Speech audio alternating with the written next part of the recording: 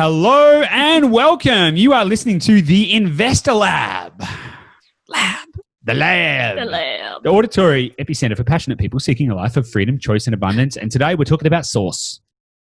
We do talk about sauce a bit. We do talk a lot about sauce. How are you today, Gabby? I'm good. How are you? Good. We covered heaps of really great stuff today, didn't we? We did. We did a bit of an intro episode to an upcoming series on how to find a hotspot. Indeed. Because everyone loves a hotspot. Everyone loves, if you're in property, you hear that word and you get all excited and you're like, oh, that's what I'm looking for.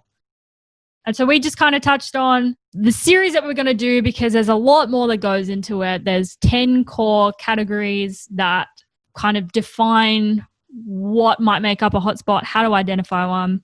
Yep. But this is really an intro. And I mean, you went in a bit of a story about Sydney versus Darwin. It's more than just an intro. This is more than just an intro. Like, I think what we really covered here is going to set you up to actually start to understand how to use this information in a meaningful way. Yes. Okay. So don't be disarmed by this. We hit on some really, really important stuff. Firstly, what is a hotspot? How to define it, how to know if you're in a hotspot, how to identify the optimum buying window, how to use that information to leverage your opportunity for success in line with the Holy Trinity principles. We spoke about a tale of two cities, so Darwin versus Sydney, and how people made mistakes in 2012, and the fact that Sydney is not always a good market and how markets work in cycles. This is all super important stuff. And understanding how markets move, how they go up and sideways, and how that emotion flows, how to identify where you are and what to look for to be able to position yourself at the start of a growth spectrum is really what this series is all about. Yeah. So as Gabby mentioned, we did identify the 10 core drivers that define and the characteristics of hotspots so that you can start to look out for that stuff in your journey too. And then over the coming episodes, we're going to do a little deep dive into all of those. More than that, we have also expanded on all of this content inside our members site. Haven't we, Gabby? We have. So if you find this topic to be interesting, just head there and you can connect with us. You can hang out with us there. Hang out with us there. Get up close and personal with the G&G show. And you can so head to theinvestorlab.com.au/join the community. We're actually doing a training series in there called the Real Estate Entrepreneur's Handbook, and we're digging into all this stuff and how to find it. The stuff that you're going to get in there is actually going to tell you how to use this information, not just what the information is. So super valuable stuff. And of course, if you want to reach out to us directly, just head to theinvestorlab.com.au and find out the multitude of different ways that we can help you, free and compensated. Gabby, was there anything I missed on what we covered today? No. Okay, wonderful. Well, if you've wondered what a hotspot is, and if you're wondering how to know where you are in the cycle, and if you are wondering what the drivers are behind hotspots, what to look out for, then this episode is for you. And I know you're going to love it. And of course, like, rate, review, share, comment, put us in a postcard and send us to space. We don't care. We want to get out there. Let your friends and family know that we love you and we love them too. Get them to get in touch, and they can get in touch simply by listening and subscribing as well. And the more ear holes we reach, the more lives we can change. And that, my friends, is up to you. So without further ado, let's get stuck right into it and let's start talking about hot sauce. See you on the inside.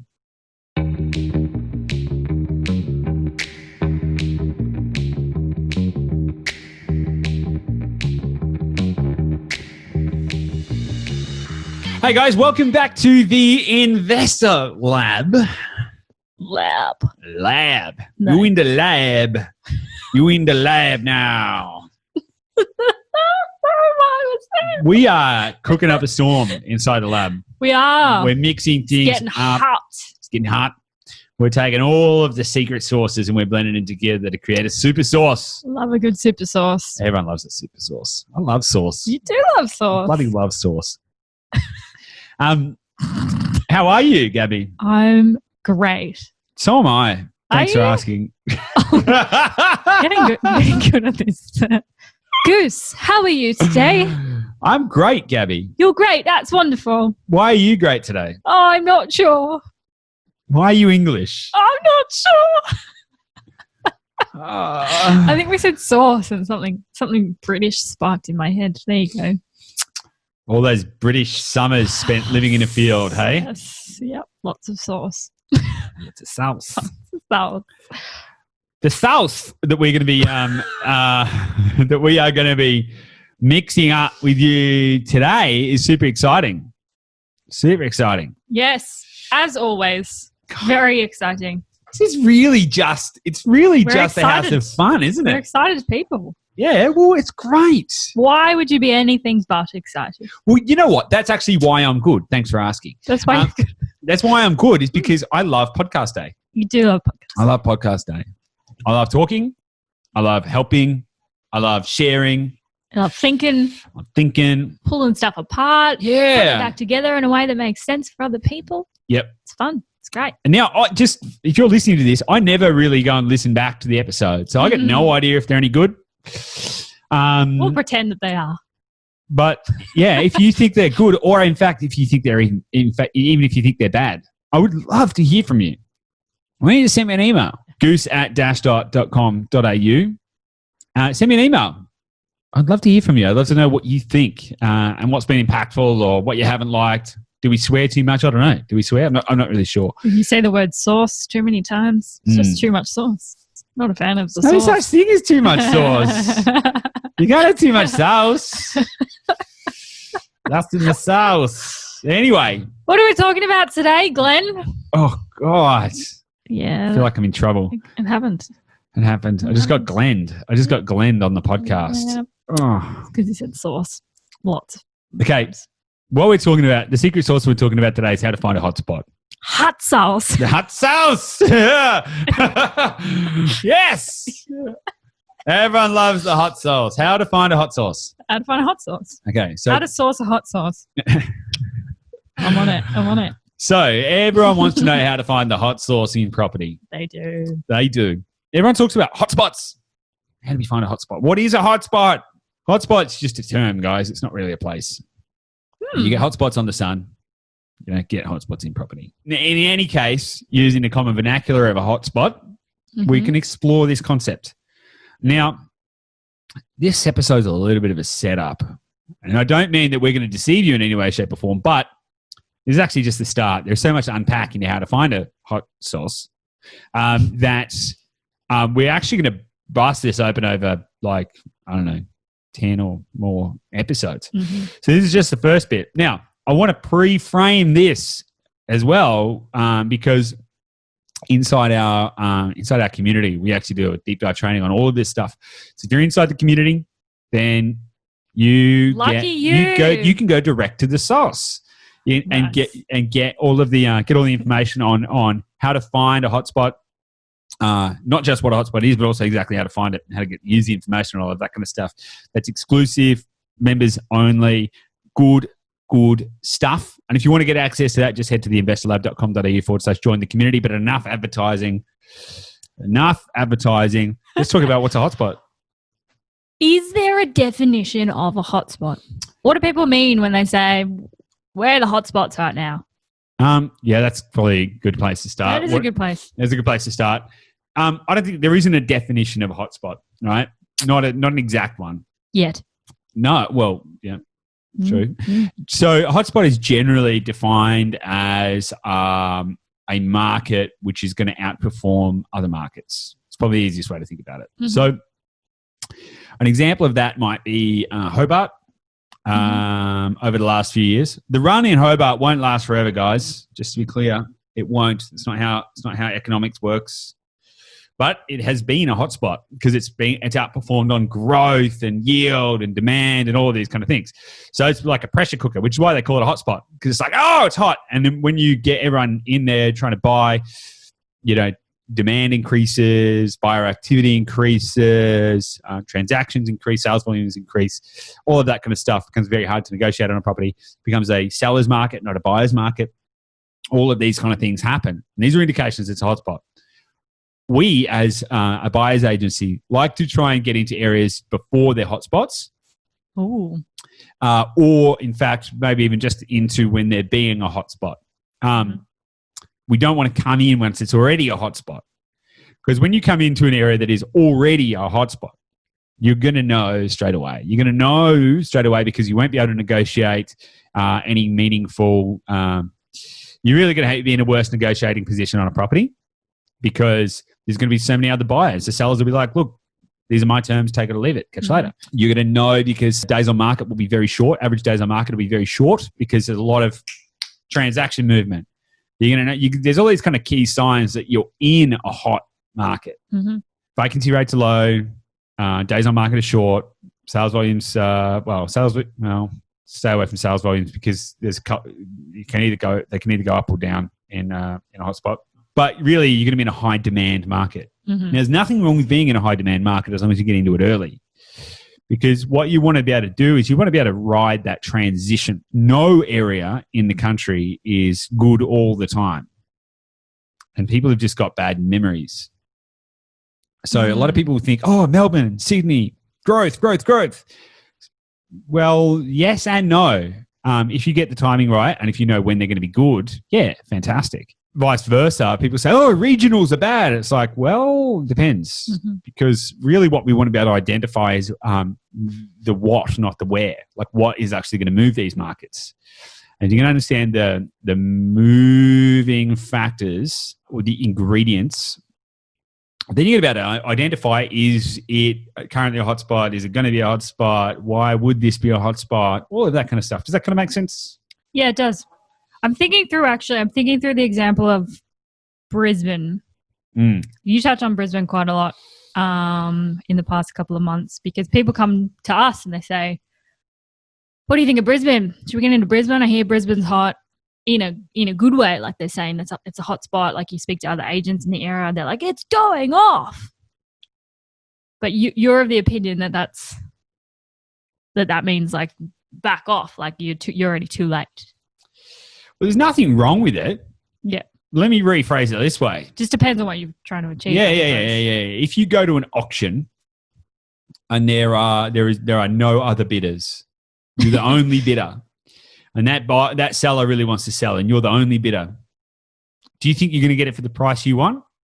No. Well, you're a hell of a lot more likely than if there were 30 bidders or 50 bidders. And everyone was like driving the price up and everyone gets emotional and the prices are going up and the sellers are sitting inside the house eating Tim Tams, looking out the window thinking we're getting rich, and everyone out the front is going, oh my God, I'll bid more. No, I'll pay more. And the price goes up. Like it's the same thing. It's activity and supply and demand metrics, right? Nothing wrong with being in a hotspot. You can be in a hotspot. You're just not going to have the negotiating power. So in regards to Brisbane, look, Brisbane is a very big area. Greater Brisbane is a huge area. By and large, though, yeah, I think the best buying was probably done there 18 months ago or so. Like I'm not looking in Brisbane right now. Yeah, but I think that comes down to also like discipline to stick with your principles and your plan and your strategy, and not like that auction example. It's very easy in an auction environment to throw out your values and throw out your strategy because you're in an emotional environment. Totally. So I think when people go into hotspots, it's totally fine if they can sit there in discipline and sticking with their strategy and their principles. Yeah, exactly. The thing is, you're going to find it much harder to find what you want if the market is too hot. Yeah. Like anything, there's degrees of hot, right? There's degrees. And once it gets too hot, so if you imagine when it's probably an area starts to become a hot spot, starts warming up, that heat will continue to grow up until a point where it blows the top off. Okay. And we see this in all markets, every market. Like you see that in gold, you see it in shares, you see it in whatever. If you have too much of a bull run, you blow the top off, and then it doesn't always go down. So don't get scared about that. It doesn't always go down. Sometimes it just goes sideways, goes flat lines. Now, a lot of people think that that means that there's no growth. Well, technically, if you take a snapshot in time of a market that's going completely horizontal, it's like, yeah, it's got zero growth, but it might have just had 30%. So good case in point for that would be something like Norlane in Geelong. That had like 30-something% growth over like 18 months. Mm-hmm. Prior to that, it had I don't know, like 3% growth. Mm-hmm. Or whatever it was low. It was low. And then it went from low growth to extremely high growth to pretty much flat. It's like maybe it's between 3 and 5% at the moment or something. Mm. So this is what happens. And this is how we start to understand cycles. Everyone thinks cycles go up and go down. They don't typically go up and go down in real estate. They do in other markets. There's always an upward bias trend if you look at shares over the last 200 years and stuff like that. Real estate is pretty similar in terms of it's got a continuously upwards bias trend. What it does, in most areas, it doesn't go up and then go down. Everyone thinks it goes up and then it goes down. It doesn't. It typically goes up and then goes sideways. It goes up and then across and then up and then across. And so it's understanding that. It doesn't go up and down. It goes up and sideways, up and sideways, up and sideways, like a set of stairs. So really it's about understanding how to get at the transition point between one level and the next level is really what we're talking about here. Yeah, which is really where I guess that's what we refer to as like the buying window. Yeah, the optimum buying window, correct. And it's really like that's the game for investors. If you're a real estate investor, that is the game, trying to identify when that point is. And you hear it all the time about the warnings of like, don't try and time the market, which is true for most people who don't have the discipline to actually do the research and actually commit to being a professional in this space.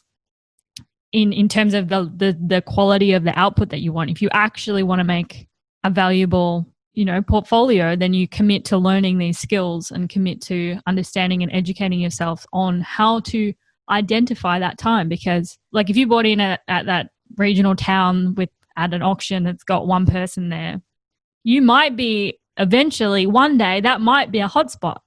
But if you're holding it for 10 years until it becomes a hotspot, you've got 10 years of sunk cost, of opportunity cost. You've been sitting there waiting.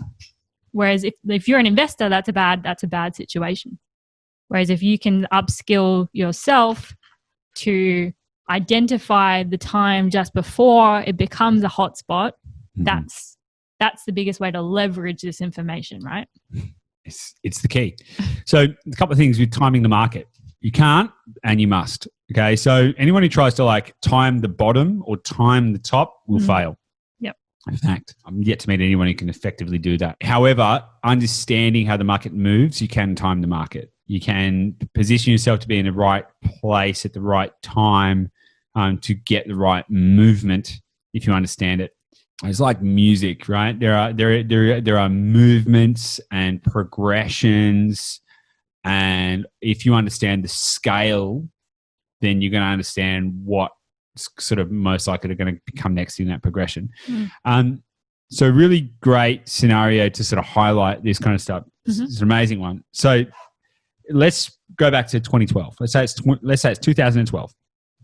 And there's an investor who wants to invest $600,000 in real estate. Okay, so go back to 2012, all the way back, 8 years ago. And let's say there's an investor who wants to invest $600,000 in residential real estate, and they're considering two courses of action, Sydney or Darwin. Couldn't get to more different markets, right? Now, yes. Well, any point, right? Yep. I would argue, right? Yep. So in 2012, the Darwin market is booming. It's absolutely going gangbusters. The market in Sydney is not. And in fact, Sydney at that point had been poor for many years. This is what I mean, but people have got bad memories, right? Everyone thinks Sydney's great. It's like, well, Sydney was great for a point in time, but who knows? Sydney might go sideways now. Like right now, Sydney might go sideways for a while. Not sure. But at the time in 2012, Sydney had not been going well for a number of years. Darwin, on the other hand, was going off. Growth was going gangbusters. So what does someone do? You got $600,000. You invest in Sydney that's performing poorly, or invest in Darwin, which is going gangbusters. What would you choose at that point in time, Gabby? Well, if you're thinking short term, you'd choose Darwin. Well, a lot of people did choose Darwin, and a lot of other people chose Sydney. So it's a really great tale of two cities in that scenario in 2012. Now, if you chose the Darwin option, you would have had solid growth for like around about 6% in the next year. So in 2013, you would have had about 6% growth, and then no growth in 2014 and a price decline from 2015 to 2019. So that's how the cycle moved. The market passed its peak. Northern Territory economy struggled, and now Darwin is not somewhere that we would invest for our clients. But it was easy to get caught up in, oh my God, it's a hotspot. It's a hotspot. Let's go invest in Darwin. And if you did that, you're probably wishing you didn't, if you did that at that point in time. Sydney, on the other hand, had a very strong year in 2013. Prices rose on average about 14 to 15%, and even stronger growth in 2014 and continued growth through 25 and 2016, and then tapering off in 2018. So prices tapered off in 2018, a couple of years ago. And we've seen that in the market, and that's recent enough for people to remember. So Sydney had had about 10 years of underperformance before it burst into action in 2013 and overtook Sydney overtook Darwin and Perth to become the capital growth leader in 2013. But prior to that, it was Darwin and Perth. And people are like, what? Perth? What? Darwin? But Sydney's great. It's like, all you need to do is go back and have a look at some numbers. That situation continued all through from 2014 to 2018, and then there was a bit of a correction in 2018, it resumed in 2019 and in early 2020. It's obviously a little different now. So understanding those cycles and what drives those cycles is the key to finding the right positioning in the marketplace. So what we're talking about is identifying hotspots before they become hotspots so that you can position yourself at the right point in the market. Now, you might think, oh, I want to get in and get out. I don't think that's a good idea. So if you can invest in a market and you get in at the right entry point into the marketplace before it starts to boom or grow, before it becomes a hotspot, then you can ride that up. Now, if you, let's say you make a 30% gain and then the top comes off by 10%, let's just say, you've still made a 20% gain. Okay. So I would argue that it's worth riding the cycles. The biggest gain is going to be found through playing the long game, right? But understanding how to reduce your opportunity costs and maximize your return is really what finding a hotspot is all about. Yeah. And then obviously with that, it's if you're following the Holy Trinity principles, that will allow you to hold your assets through that time. Yeah. Yeah, exactly right. You know, if you have followed the Holy Trinity principles, you're going to have cash flow, you're going to have the ability to add value. You're going to be able to, if you buy an asset in a high growth area, so pick a hotspot, and it's cash flow positive. Now, by getting at the right point in the market is probably what's going to allow you to get a high yield. Most people don't understand that. It's really about timing your entry point. So if you go to an area where rents exceeds values in terms of liquidation costs in an area, and then that market then goes up, the rents won't rise at the same rate as property prices do. So if you enter into a market now where you can buy properties that say 5.5% yield, and that property market goes up in value significantly, the gross implied yield for the suburb may go down. But if you bought at the right point in the market, you're going to already have that yield because your yield's based on your purchase price.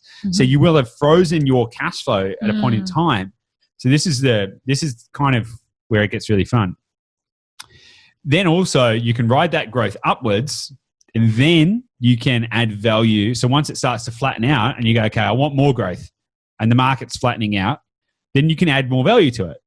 So for example, if you buy a property, let's just use an example. Let's say you buy a property now and it's 700 square meters and it's 5.5% yield, right? Or let's say 6% yield.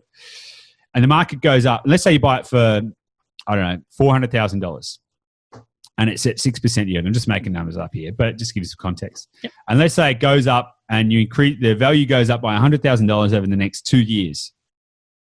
You've got a 6% yielding property that's worth $500,000. That's awesome. Yep. That's awesome. All right. And they're two kind of different moving metrics.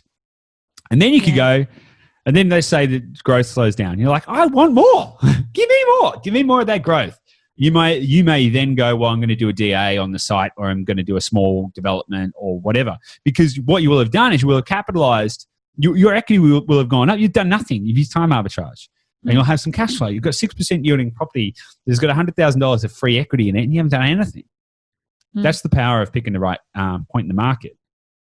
Yeah. Whereas if you entered the market at that, and you're trying to hit kind of that higher level of value and a 6.5% yield, it's considerably more difficult to find that kind of an asset.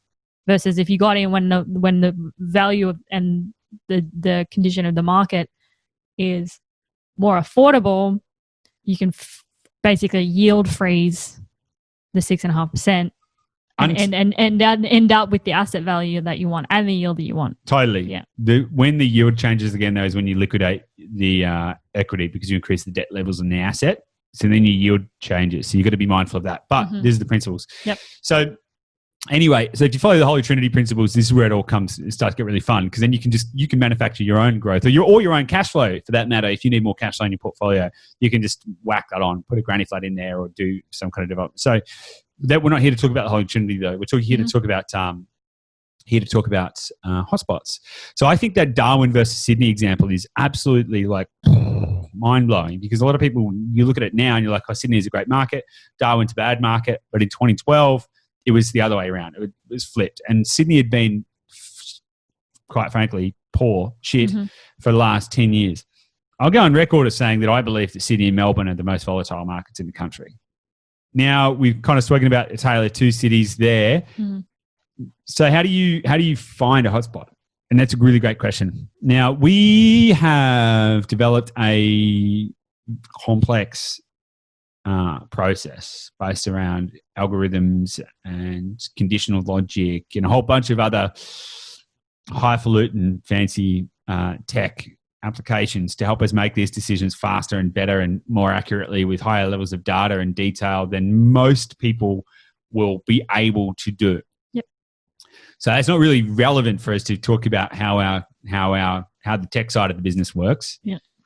So let's talk about how this works for the every person, the average investor who wants to be able to identify this. So the process is pretty simple. Find locations that have got multiple core drivers or core categories in play. There are 10 core drivers. The best bets are the locations with 3 to 4 core drivers working together. Okay, so what we're going to do is we're going to do an episode on each of the core drivers. There are 10. There are 10 core drivers or core categories. And we're going to do an episode on each one because each one warrants its own deep dive and explanation around how it works and why it works and some examples and all of that kind of stuff. And some of them are going to be familiar and some of them are not going to be familiar. So there's 10. There's 10. And technically we're saying to find a hotspot, a location needs to meet 3 or 4 of these or drivers. 10. Or 10. I've never seen 10. 10 would be awesome. Amazing. Bondi. It's Bondi. No. Bondi does not have that. No. But the beach. Yeah. No. Interestingly, though, Bondi does have some of these core drivers. It does have some of the stuff that we're going to talk about. Yeah, but finding 3 or 4 of these key drivers working harmoniously with each other, right? Yes. Yeah, exactly. Yeah. Exactly. Look, I think they need to be working together and they're going to be complementary. The idea is that they won't work against each other anyway. That's not how the structure is. So let's talk about what the 10 core categories are or the core drivers are, just so that you know what to expect, what to come up for. And also you can actually start thinking about this. By the time this episode comes out, we're actually going to have a downloadable that is going to be available on the Investor Lab website. So feel free to go there and grab that. Check that out. There's a lot of exclusive members-only content, including how to use this information, which is only going to be available to our members. But the 10 core categories that make up all the different core drivers in any area, I'll quickly run through them. Shall I? Yep. Okay. So number 1, transport and infrastructure. We're not going to explain any of these right now because we're just going to go deep into them. Smash them. Okay, cool. All right. Number Number 1, transport and infrastructure. Number 2, the ugly duckling syndrome. Number 3, urban renewal and government policy. Number 4, lifestyle features. Number 5, boomtown syndrome. Number 6, stayers. Number 7, education and medical infrastructure. Number 8, the ripple effect. Number 9, sea change and hill change. And number 10, jobs nodes. So if you can get 3 to 4 of those different factors working in any in harmony in any location, you're probably going to be setting yourself up for a good ride ahead.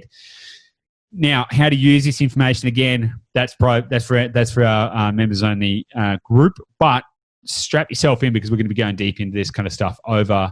Well, it's going to take us months, realistically, to get through all of this and amongst other stuff.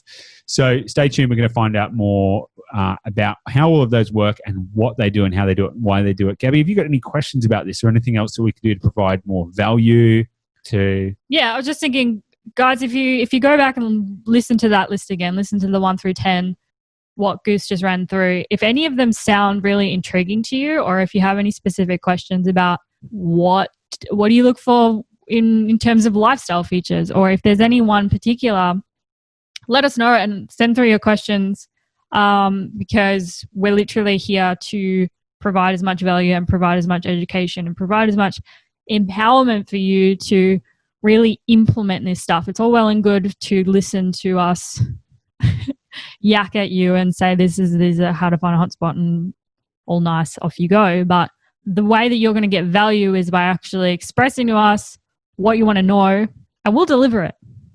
Like we take all the feedback that we get from everyone and we go, okay, how do we implement this? So-and-so wanted the answer to this. How do we do that? Do we do a podcast episode on it? Do we do a training on it? How can we answer the questions that people have? So just go back and listen to that list. Again, we're going to do specific episodes on each of those. So we are going to go deep on what we understand all of them to cover anyway, but if there's specific questions, send them through. We'll cover everything that we can. Mm-hmm. Exactly. But yeah, look, I agree. I agree, Gabby.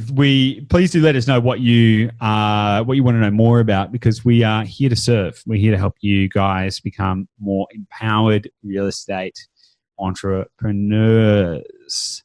So, if you also want to find out a little bit more about this and how you can apply this kind of stuff in your journey, make sure you grab a copy of my book, kind of walk through all of that stuff as well, how to approach this kind of information. So just head to renegadepropertybook.com. And anything else before we wrap up, Gabby? Nope. Wonderful. All right, guys, stay tuned. There's going to be more of this coming. And if you want to accelerate your opportunity to access this kind of information, just head to theinvestorlab.com.au/join the community. And remember to like, share, rate, review, comment, email, all of the good stuff, because you matter more to us than we do. And we want to be able to help more people like you.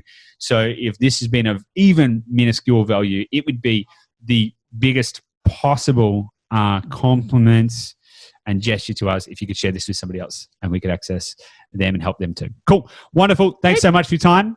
We'll see you on the inside.